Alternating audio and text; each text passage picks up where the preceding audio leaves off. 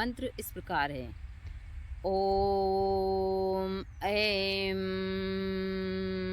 ह्रीं श्रीं धन मम देहि देहि स्वाहा। ओम ऐं ह्रीं श्रीं धन मम देहि देहि नमः। यदि आप माला कर रहे हैं तो नमः कीजिए। यदि आप हवन कर रहे हैं तो स्वाहा कीजिए। तो आप 108 बार हवन कर रहे हैं तो स्वाहा बोलिए।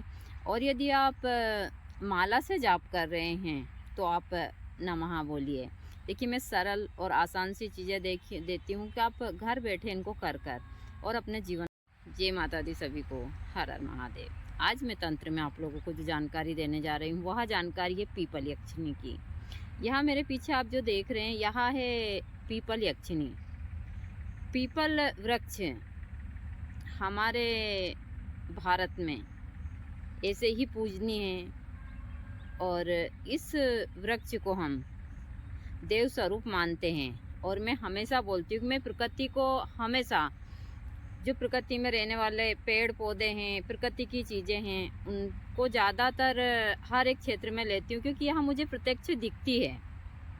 और जो प्रत्यक्ष दिखती है, जैसे मैं हूँ या फिर मेरे सामने कोई बैठे हुए व्यक्ति हैं, तो वह हमको दिखते हैं जो कुछ है ही नहीं। हम उनके बारे में ज़्यादा बात ना करते हुए मैं आप लोगों को इसकी जानकारी दे देती हूँ। जो लोग बोलते हैं कि पीपल वृक्ष के ऊपर बहुत सारे प्रेत रहते हैं, बहुत सारी चीज़ें, देखिए लोग बाग इससे इसलिए डरते हैं कि यहाँ घना बड़ा पेड़ होता है और इसके पत्ते से रात के समय जो साई साई की आवाज़ आती है तो लगता है कि यहाँ प्रेत जैसी चीज़ें, बहुत सारी चीज़ें, तो लोगों को भ्रम में डालने के लिए बहुत सारी चीज़ें। लेकिन यह एक दैवीय वृक्ष है, ऐसा कुछ नहीं है। और मैं हमेशा बोलती हूँ कि इस इंसान से बड़ा प्रेत तो दुनिया में कोई हो ही नहीं सकता है। सबसे बड़ी जो चीज़ है वह ईश्वर ने बनाई है, वह एक इंसान बनाया, इससे बढ़कर कोई चीज़ नहीं है। भगवान भी ऐसे तरसते हैं इस शरीर के लिए क्योंकि उनके पास में तो सिर्फ ऊर्जा है, शरीर तो हमको दिया है, लेकिन हम इसका सही से इस्तेमाल नहीं करते हैं। तो मैं मंत्र सहित आप लोगों को इस यक्षिणी की जानकारी दे देती हूँ। बहुत सरल और बहुत आसान है।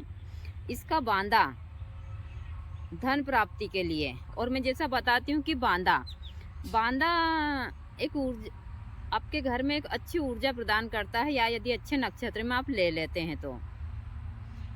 और हमारे यहाँ नक्षत्रों का बहुत महत्व है, लेकिन मैं हमेशा बोलती हूँ कि ना तो हम जन्म लेते हैं तो कोई नक्षत्र देखते हैं, ना हम मरते हैं तो कोई नक्षत्र देखते हैं। चाहे काल का चौकड़िया हो तो हम जन्म ले लेते हैं, चाहे अशुभ का चौकड़िया हो तो हमारी मृत्यु हो जाती है। तो एक चीज़ हुआ तो ईश्वर ने इस हिसाब की बनाई है कि उसमें ना तो कोई नक्षत्र चलता है, ना चौकड़िया चलता है, ना कोई ज्योतिष, ना कोई शास्त्र, ना कुछ भी नहीं, उस ईश्वर की मर्जी के बगैर। तो यह चीज़ें मैं हमेशा सभी को बोलती हूँ और मेरी चीज़ें बहुत बुरी लगती है, लेकिन हाँ, मैं सत्य बोलती हूँ। यह एकदम सत्य है और हम इंसान इन सब फेर में पड़ते हैं, लेकिन हाँ, कुछ चीज़ करने से हमारे घर को, हमारे परिवार को एक सुरक्षा कवच प्रदान होता है। तो आप इसकी यक्षिणी भी सिद्ध कर सकते हैं और आप इसका बांदा भी ले सकते। इसका बांदा धन प्राप्ति के लिए लिया जाता है। दोनों के मंत्र एक ही है। और वह साधना जो करते हैं वहाँ भी आप धन प्राप्ति के लिए ही करते हैं और एक अच्छी ऊर्जा के लिए। आप बांदा भी इसी प्रकार ले सकते हैं। बांदा लेने का तरीका है रवि पुष्प या फिर गुरु पुष्प नक्षत्र या फिर ग्रहण काल हुआ। और पहले तो इन पेड़ों पर बांदा मुश्किल से मिलता है, जैसे बरगद का पेड़ हुआ या फिर पीपल का पेड़ हुआ, और बड़ी मुश्किल से मिलता है। हाँ, आम के पेड़ के ऊपर आसानी से मिल जाता है और बहुत सारे वृक्ष जिन पर मिल जाता है। लेकिन यदि प्लास के पेड़ के ऊपर यानी कि खाकर के पेड़ के ऊपर बांदा हो तो वह काफ़ी चमत्कारी प्रभाव दिखाता है धन प्राप्ति में। और पीपल के पेड़ के ऊपर, बरगद पर, इन पेड़ों के बांदे काफ़ी दुर्लभ होते हैं और दुर्लभ के साथ साथ यह चमत्कारी प्रभाव दिखाते हैं आपके जीवन में। तो आप यदि बांदा लेना चाहें तो रवि पुष्प नक्षत्र में एक दिन पहले निमंत्रण दीजिए मैं आप लोगों को इसका मंत्र भी दे दूंगी। एक दिन पहले निमंत्रण दीजिए, जैसे कि रविवार के दिन पुष्प नक्षत्र, तो शाम के समय शनिवार के दिन निमंत्रण देने की विधि है। आप शाम के समय स्नान कीजिए, गौधूली बेला में आप स्नान कर कर अपने साथ में जहाँ इस पेड़ के ऊपर बांधा हो वहाँ जाइए। वहाँ जाने अपने साथ में आप थोड़ा सा एक जल का लोटे में कुमकुम, चावल, एक सिक्का और एक सुपारी, और आप ओम नमः शिवाय का जाप करते हुए नंगे पैर इस पेड़ के पास जाइए। वहाँ जाकर आप अगरबत्ती लगाइए, वह जल इनकी जड़ में डालिए और सच्चे मन से प्रार्थना कीजिए कि हे दिव्य वनस्पति, हमारे घर में धन की समस्या है, आपका यह जो दिव्य बांधा है इसको हम सुबह लेकर जाएंगे। आप अपनी शक्ति सहित हमारे साथ चलिए और हमारे घर में जो भी समस्या है उसको ख़त्म कीजिए धन की। यह कहते हुए घर आ जाइए। फिर दूसरे दिन प्रातः आप जल्दी जाइए, सूर्य उदय से पहले जाकर आप एक अपने साथ में एक साफ़ सुथरा लाल कपड़ा ले जाइए। प्रणाम कीजिए, प्रणाम कर कर कीजिए कि हे दिव्य वनस्पति, आप अपनी शक्ति सहित हमारे घर चलिए और जो भी हमारी धन की समस्या है उसको ख़त्म कीजिए। यह कहकर आप वो बांधा तोड़ लीजिए, उस कपड़े में बांधकर घर ले आइए। घर लाकर धूप दीप कर पहले घर लाइए, एक आम का पटला लगाइए, उस पटले के ऊपर दीपक जलाइए। आप पहले इनको साफ पानी से स्नान करवाइए, दूध से स्नान करवाइए, फिर साफ पानी से, फिर कुमकुम, चावल, फूल, धूप दीप, अगरबत्ती नैवेद्य कर आप जो मैं मंत्र देने जा रही हूँ, ज़्यादा नहीं तो इस मंत्र से 108 बार अभिमंत्रित कर उस बांधे को उसी दिन आप अपने पूजा स्थान पर भी रख सकते हैं और लाल कपड़े में बांधकर अपने धन के स्थान पर रख सकते हैं। जब तक ग्रहण काल नहीं आता है तब तक वह बांधा आपके घर में एक ऊर्जा के रूप में रहता है। यदि आपका ऑफिस हो तो आप वहाँ भी रख सकते हैं, दुकान में रख सकते हैं, हर जगह इस बांधे को रख सकते हैं। यह चमत्कारी प्रभाव दिखाता है आपकी धन की वृद्धि में। और हो सके तो आप इसका हवन भी कर लीजिए। इस मंत्र से 108 आहुति भी डाल दीजिए। जब तक सूर्य ग्रहण या चंद्र ग्रहण नहीं आता है यह बांधा चमत्कारी प्रभाव दिखाता है। दूसरा, मैं इसकी सरल सी साधना बता देती हूँ आप लोगों को। यह साधना आप एक ऊर्जा के रूप में भी कर सकते हैं। यदि आप धन की समस्या से बहुत ही परेशान हैं और आपको बांधा प्राप्त नहीं होता है तो आप कृष्ण पक्ष की अष्टमी के दिन से, जहाँ पीपल का पेड़ हो, और रात्रि के समय एक घी का दीपक, एक आसन, थोड़ा सा पानी लेकर चले जाइए। वहाँ जाकर आप इनसे प्रणाम कीजिए। प्रणाम कर कर कहिए कि हे दिव्य वृक्ष, हमको धन की बहुत समस्या, हमसे प्रार्थना करते हैं और यह हम साधना करना चाहते हैं।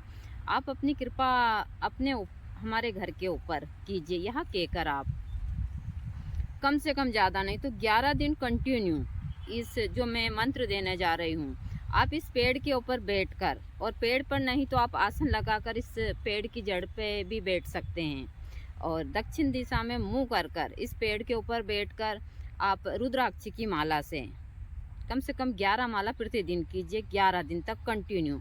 फिर 11वें दिन आप आम की लकड़ी के ऊपर आप काली राई से और घी के साथ में हवन कीजिए। हवन कर सच्चे मन से प्रार्थना कर इनकी थोड़ी सी जड़ प्राप्त कीजिए रात्रि के इस समय, और उस जड़ को घर लाकर एक लाल कपड़े में बांधकर अपने धन के स्थान पर रख दीजिए। अब मैं आप लोगों को मंत्र भी दे देती हूँ। देखिए, साधना का यही तरीका होता है रात्रि के समय, और हो सके तो आप प्रतिदिन हवन कीजिए। आप यदि नीचे बैठते हैं और आपको सुविधा हो तो आप प्रतिदिन हवन कीजिए। आप अच्छे कार्य के लिए यदि साधना करते हैं तो आपको डरने की बिल्कुल भी आवश्यकता नहीं है, और आप गलत कार्य के लिए चीज़ें करते हैं तो हम साधारण इंसान को भी डरने की आवश्यकता नहीं है। जो लोग कहते हैं कि इस पेड़ के ऊपर प्रेत रहता है या बहुत सारी चीज़ें हैं, वह एक भ्रम है, और लोग बाग भ्रम में इन चीज़ों को उस हिसाब से, यह सारी चीज़ें पहले लोग बाग अपनी बहुत सारी चीज़ें बढ़ाने के लिए करते थे। मैं तो खुलकर बोलती हूँ। वही शमशान एक पवित्र जगह, शमशान के नाम के ऊपर भी बहुत सारे लोग बहुत सारी चीज़ें करते हैं, लेकिन मैं खुलकर बोलती हूँ। मुझे आप 1 बजे, 2 बजे, 3 बजे, जब आपकी मर्जी हो, मुझे अकेला शमशान में छोड़ दीजिए। मुझे शमशान में जो शांति मिलती है वह मुझे कहीं नहीं मिलती, और मैं हमेशा अकेले में रहना पसंद करती हूँ। ज़्यादातर चीज़ें मैं एकांत में करती हूँ, तो यही मेरी चीज़ें हैं। क्योंकि मैं किसी भूत प्रेत, उनके पास शरीर ही नहीं है, वो हमको क्या डराएंगे, क्या करेंगे। लेकिन हमारे पास तो सब कुछ है। यह इंसान सब कुछ कर सकता है और यही इंसान ही सारी चीज़ें करता है कि हमारा जो दिमाग है यह सबसे ज़्यादा शैतानी चीज़ें करता है। हाँ, यह चीज़ें आपको ऊर्जा के रूप में प्राप्त होगी और आप अच्छे कार्य के लिए कर ज़रूर देखिए। भगवती की कृपा से यदि आपने सही तरीके से करा तो इन साधनाओं में आपको ज़रूर सफलता प्राप्त होगी। और बांदा किसी भी पेड़ का हो, इसी हिसाब से यदि आप लेते हैं, हाँ इनके मंत्र में परिवर्तन होता है तो काफ़ी प्रभावशाली होता है। तो मैं आप लोगों को मंत्र दे देती हूँ। एकदम सरल और आसान सा मंत्र है। इसको आप सिद्ध भी कर सकते हैं अच्छे योग में, तो यह ज़्यादा प्रभावशाली होता है। यदि अच्छे योग में जब ज़्यादा नहीं तो कम से कम इस मंत्र को 1.25 लाख बार सिद्ध कर लेते हैं तो यह मंत्र काफ़ी पावरफुल हो जाता है। और यह इस पेड़ के नीचे ही कीजिए। यही है पीपल का पेड़ जो मेरे पास है। बहुत सारी बीमारियों में और बहुत सारी चीज़ों में यह चमत्कारी प्रभाव दिखाता है। यहाँ तक कि कैंसर के मरीज को इसके 108 पत्र की माला पिराई जाती है। हर 3 दिन के बाद इसका परिवर्तन किया जाता है तो उसको काफ़ी फ़ायदा होता है। इसकी छाल का बहुत सारा काढ़ा बनता है, इसका पाउडर बनता है। इसके पत्र से बहुत सारी बीमारियां ठीक होती है और बहुत सारे प्रयोग भी है इसके पत्र के, जो हमेशा मैं बताती रहती हूँ। तो मैं आप लोगों को मंत्र दे देती हूँ। आप इस मंत्र को कर और भगवती की कृपा से आप इस यक्षिणी को सिद्ध कर सकते हैं।